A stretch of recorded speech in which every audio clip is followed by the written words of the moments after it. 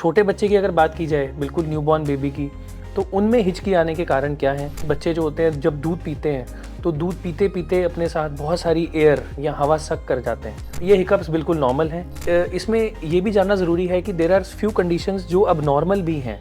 अगर किसी बच्चे को रिफ्लक्स यानी कि जो भी दूध हमने पिया है वो वापस फूड पाइप में चला जाता है और जाके हमारे गले तक भी कई बच्चों में आ जाता है। अगर हमें लग रहा है कि बच्चा चोकिंग सेंसेशन की तरह कर रहा है, ऐसे करने की कोशिश कर रहा है, चोकिंग सेंसेशन हो रही है, दूध निकालने की कोशिश कर रहा है और साथ में हिचकी आ रही है और ऐसा मल्टीपल टाइम्स हो रहा है, तो डेफिनेटली अपने डॉक्टर को मिलना है। नमस्कार, सेहतनामा देख रहे सभी दर्शकों का स्वागत। सबसे पहले गुजारिश, सेहतनामा को सब्सक्राइब ज़रूर कीजिए अगर अभी तक सब्सक्राइब नहीं किया है। और आज एक बार फिर न्यूबॉर्न केयर पर।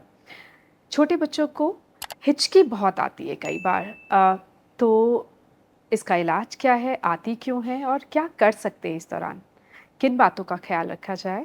डॉक्टर सौरभ कपूर हमारे साथ हैं, वो बताएंगे। बहुत बहुत स्वागत। नमस्कार जी। हिचकी आना, सारे बच्चों को हिचकी आती है, लेकिन कब ये नॉर्मल है और कब सामान्य नहीं है? तो आई थिंक हमने आज एक बहुत अतरंगा सा टॉपिक चुना है, बिकॉज ये वेरी कॉमनली आस्क्ड डाउट है, बट इसके ऊपर कोई ज़्यादा बात नहीं करता, क्योंकि हम ये शुरू से ये सुनते आते हैं कि अपने बुज़ुर्गों से भी सबसे कि हिचकी आना नॉर्मल होता है।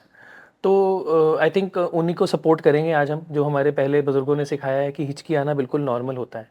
तो हिचकी आती क्यों है? एक तो ये बेसिक जो हमारी कॉज़ क्या है हिचकी आने का ना, वो समझना बहुत ज़रूरी है, ये चीज़ जानने के लिए कि हम क्यों कहते हैं कि वो नॉर्मल है। तो अगर हम एनाटमी या बनावट देखें हमारे शरीर की, तो हमारे लंग्स के नीचे एक लेयर होती है जिसको हम डायफ्राम कहते हैं, और हमारा पेट जो है, हमारी फूड पाइप जाती है, उसके नीचे हमारा पेट होता है। तो वो पेट जो है वो डायफ्राम के काफ़ी क्लोज होता है, बहुत पास होता है। तो आम तौर पे जब भी हमारा जो डायफ्राम है उसमें कोई भी इरिटेशन होती है या उसको टच करता है कोई भी चीज़, तो उससे हमारे वो मसल्स कॉन्ट्रैक्ट करते हैं और हमें हिचकी आती है। तो ये एक बेसिक मैकेनिज्म है समझने का कि हिचकी क्यों आती है। अब छोटे बच्चे की अगर बात की जाए, बिल्कुल न्यूबॉर्न बेबी की, तो उनमें हिचकी आने के कारण क्या हैं? उनमें मोस्ट कॉमनली ये होता है कि बच्चे जो होते हैं जब दूध पीते हैं तो दूध पीते पीते अपने साथ बहुत सारी एयर या हवा सक कर जाते हैं। तो उसके बहुत सारे कारण हैं। ब्रेस्ट फीडिंग जो एक्सक्लूसिवली बेबीज़ हैं, उसमें ये होता है कि मदर की पोजीशन अच्छी नहीं है फीड करने की। पूरा एरियोला या निपल के अलावा जो एरियोला माउथ में होना चाहिए वो नहीं है, केवल निपल बच्चे के माउथ में है, जिससे आसपास जो है एक हवा जाने का सोर्स बन जाता है और बच्चा उसके ज़रिए बहुत सारी हवा अंदर ले जाता है। जो बॉटल फेड बेबीज़ हैं उनमें भी बहुत हाई चांसेस हैं कि हवा अंदर जाती है, बिकॉज़ कई बार हमारे जो बॉटल की निप्पल है वो पूरी भरी नहीं होती है और थोड़ी एयर होती है साथ में, जिससे कि वो हवा अंदर चली जाती है। और कई बार निप्पल के आसपास के एरिया से भी बहुत सारी हवा अंदर चली जाती है। तो ये जो हवा अंदर जाती है, ये अंदर जाके हमारे टमी को एक्सपैंड करती है, उसको फुला देती है। वो जैसे ही फूल जाता है हमारा टमी, तो वो डायफ्राम या जो मेम्ब्रेन की हम बात कर रहे थे उसको टच करता है। उसको टच करते ही हमारे को हिकअप्स शुरू हो जाते हैं। तो ये हिकअप्स बिल्कुल नॉर्मल हैं। एक कॉमन कारण हो गया कि हमारी जो हवा अंदर जा रही है। उसके अलावा अगर बेबी ओवर फीडिंग करा रहे हैं, स्पेशली बॉटल फेड बेबीज़ में, कई बार बच्चे बहुत भूखे होते हैं और बहुत ज़्यादा दूध पी जाते हैं, जल्दी पी जाते हैं, फास्ट फीडिंग कर जाते हैं, बहुत ज़्यादा दूध पी जाते हैं। जब वो ज़्यादा क्वांटिटी में दूध पी जाते हैं तो डेफिनेटली वो जो हमारा टमी है वो बहुत फुल हो जाता है और डायफ्राम को इरिटेट करता है। अलॉन्ग विद दैट बहुत सारा दूध जो है इसी वजह से बच्चे वापस भी निकालते हैं, क्योंकि वो ओवर फीड कर चुके थे, उतनी ज़रूरत नहीं थी। तो ये एक अनदर इम्पॉर्टेंट कारण है जिसकी वजह से बच्चों को हिकअप्स आते हैं। तो दीज आर कॉमन कारण जो ऑर्गेनिक है, मतलब जो नॉर्मल कारण है हमारी बनावट की वजह से। इनमें कोई बीमारी नहीं है किसी को, ये हमारी बनावट शरीर की ऐसी है कि वो हिकअप्स होंगे। नॉर्मल नहीं तो है। ये एब्सोल्युटली नॉर्मल है हिकअप्स होना। और स्पेशली बेबीज़ जब एक्स्ट्रा फीड कर जाते हैं या एयर साथ में ले जाते हैं तो ये बिल्कुल नॉर्मल है हिकअप्स आना बच्चों को। 10 से लेके 15 मिनट के बीच में कहीं पे भी हिकअप्स बच्चों को आ सकते हैं, विच इज़ एब्सोल्युटली नॉर्मल। और कितनी बार आए दिन में, कुछ उसमें नॉर्मल या एबनॉर्मल चीज़? नहीं, अगर baby can do hiccups around 8 to 10 times also in a day, उसमें कोई प्रॉब्लम नहीं 8 से है। 10 बार फीड भी है तो नॉर्मल हर है। बार भी फीड के साथ बच्चा अगर थोड़ा बहुत हिकअप कर रहा है तो वो बिल्कुल नॉर्मल है। लेकिन हाँ, अगर वो हिकअप्स बंद ही नहीं हो रहे हैं हाँ, बहुत लंबे अब प्रोलॉन्ग मैं टाइम के इसी लिए। सवाल पर आ रही थी कि अगर बच्चे की हिचकी बंद ही ना हो हाँ, और वो काफी लंबे समय तक हिचकी लेता रहे, तब क्या किया तो जाए? हमने ये तो सुन लिया कि क्यों होते हैं और किस कारण से होते हैं और नॉर्मल होते हैं। बट इसमें ये भी जानना ज़रूरी है कि देर आर फ्यू कंडीशंस जो अब नॉर्मल भी हैं।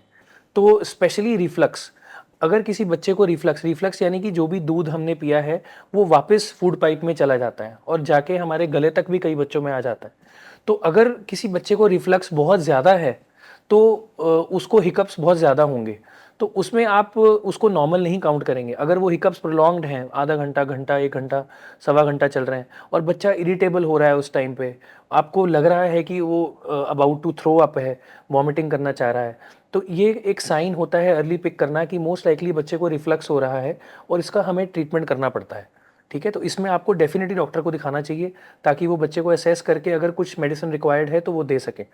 सर्टेन पोजिशनल चेंजेस फीडिंग के दौरान करने से भी इन चीज़ों इसमें फ़ायदा हो जाता है और हमें जो है कि बच्चे को बहुत लंबा हिकअप ना जाए उसके लिए। हाँ, कुछ मेटाबॉलिक बीमारियां भी हैं जिनके अंदर हिकअप्स बहुत ज़्यादा होते हैं, बट वो बहुत रेयर हैं और बहुत अनलाइकली हैं कि छोटे बच्चे में प्रेजेंट करें, तो इसलिए हम उनके बारे में ज़्यादा चर्चा नहीं करते।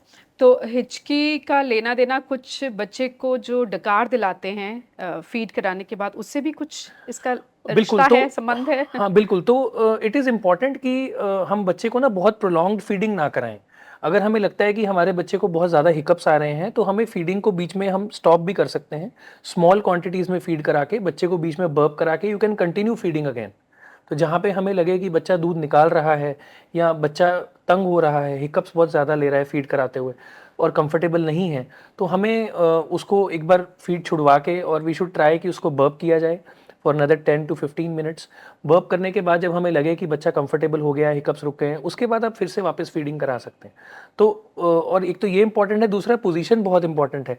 जब आप फीड करा रहे हैं उस समय पे बच्चे का सर जो है वो अपने उसकी बॉडी से थोड़े हायर लेवल पे होना चाहिए। ऐसा नहीं है, थोड़ा सा इंक्लाइंड होना चाहिए बच्चे का सर। तो अगर आप थोड़ा इंक्लिनेशन में उसको फीड कराएंगे तो देर आर लेस चांसेस कि उसका दूध वापस आएगा, लेस चांसेस कि उसको हिकअप्स होंगे। तो इन चीज़ों को आप प्रिवेंट कर सकते हैं अगर आप ये बेसिक चीज़ों का छोटा छोटा ध्यान रखें। जब बॉटल फीड करा रहे हैं तो निपल पूरी कवर्ड होनी चाहिए। तो ये बेसिक चीज़ें हैं जिनका हम ध्यान रख सकते हैं। कोई तरीका है जिससे हिचकी रोकी भी जा सकती है, ऐसा भी कुछ? रोकी तो नहीं जा सकती। हाँ, one of the one of the ways in which you can उसके ड्यूरेशन को आप कम कर सकते हैं वो है कि जैसे हमने डिस्कस किया बर्प कराना, हमने जैसे डिस्कस किया थोड़ा सा इंक्लिनेशन पे उसको फीड कराना। Distraction plays a important role. कई बार आप बच्चा जो हिचकी ले रहा है उसको थोड़ा डिस्ट्रैक्ट करने की कोशिश कीजिए, उसके साथ खेलने की कोशिश कीजिए। तो जैसे ही उसका माइंड डाइवर्ट होता है, थोड़ा डिस्ट्रैक्शन होती है, तो डेफिनेटली हिचकियों की जो फ्रीक्वेंसी है वो कम हो जाती है। ये इवन बड़ों में भी एप्लीकेबल है। तो द मोमेंट आप थोड़ा सा डाइवर्जन ऑफ माइंड करते हैं, डिस्ट्रैक्ट करते हैं, तो वो हिचकी की फ्रीक्वेंसी कम हो जाती है। और उसका क्या रीजन होता है? क्योंकि जब मोमेंट आपका माइंड रिलैक्स होता है आपके मसल्स भी रिलैक्स होने शुरू हो जाते हैं। तो डेफिनेटली जो आपका डायफ्राम कॉन्ट्रैक्ट हो रहा था बार बार, आप ब्रीदिंग थोड़ा नॉर्मल लेना शुरू कर देते हो जब आप रिलैक्स्ड होते हो। सो योर मसल्स, स्पेशली जो डायफ्रामेटिक मसल है जो इरिटेट हो रही थी, बहुत ज़्यादा कॉन्ट्रैक्ट कर रही थी, उसकी कॉन्ट्रैक्टिबिलिटी थोड़ी कम हो जाती है। तो डेफिनेटली उससे हिकअप्स जो है कम हो जाते हैं। तो we should always consider that also one thing. Pacifiers का यूज़ बहुत जगह पे मेंशन किया गया है। अगर हम हाइजीन मेंटेन कर सकें तो पैसिफायर, जब बच्चे को हिकअप आ रहा हो तो पैसिफायर देने से हिकअप्स की जो ड्यूरेशन है वो कम हो जाती है।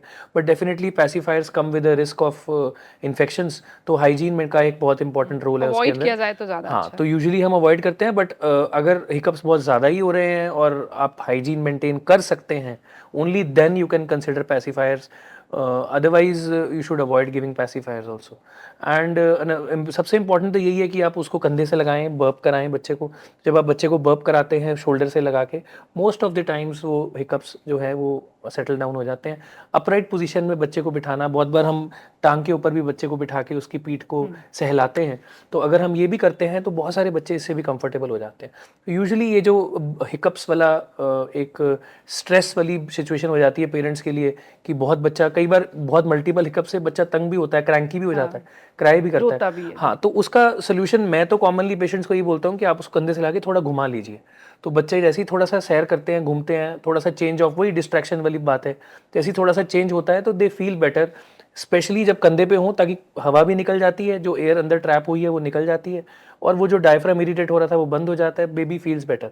But at the same time reflux को लेके हमें केयरफुल रहना अगर दूध गले तक Yes. आ रहा है, अगर हमें लग रहा है कि बच्चा चोकिंग सेंसेशन की तरह कर रहा है, ऐसे करने की कोशिश कर रहा है, चोकिंग सेंसेशन हो रही है, दूध निकालने की कोशिश कर रहा है और साथ में हिचकी आ रही है और ऐसा मल्टीपल टाइम्स हो रहा है, तो बार-बार हो रहा है। डेफिनेटली अपने डॉक्टर को मिलना है, क्योंकि रिफ्लक्स बहुत और कॉमनली उस होता वक्त तो है। आपको तुरंत उस उस बच्चे वक्त को बच्चे को उठा कंधे के से कंधे से लगाना है, ककाड़ लाना है, कंधे से लगाना है बच्चे को, बिल्कुल तुरंत ताकि इमीडिएटली। अगर वो वॉमिट करना चाहता है या बाहर तो निकालना निकले तो चाहता है बाहर तो निकलेगा निकल वो, जाए। हाँ। और बहुत लोगों का ये भी सवाल होता है कि हिकअप्स के दौरान क्या फीड करानी है कि नीड करानी है, क्या हम बच्चा रो रहा है, हिकअप्स हो रहे हैं तो फीड कराएं उसको। सो सी अगेन, अगर तो हिकअप्स हो रहे हैं और आप फीड करवाना चाहते हो बच्चे को, तो देर आर टू थिंग्स। एक, आप ऑलरेडी इरिटेबल बच्चे को जब आप फीड कराएंगे, हो सकता है वो फीड ना ले, और अगर आप ज़बरदस्ती करेंगे तो कई बार बच्चे एस्पिरेट कर जाते हैं, यानी कि सांस वाली नाली में दूध चला जाता है instead of going into the food pipe, क्योंकि दोनों रास्ते पास पास हैं और बच्चा बहुत क्रैंकी है। तो कोशिश ये करें कि उस टाइम पे फीड ना कराएं और पहले बच्चा थोड़ा शांत हो जाए, थोड़ा स्टेबल हो जाए, तभी फीड कराएं।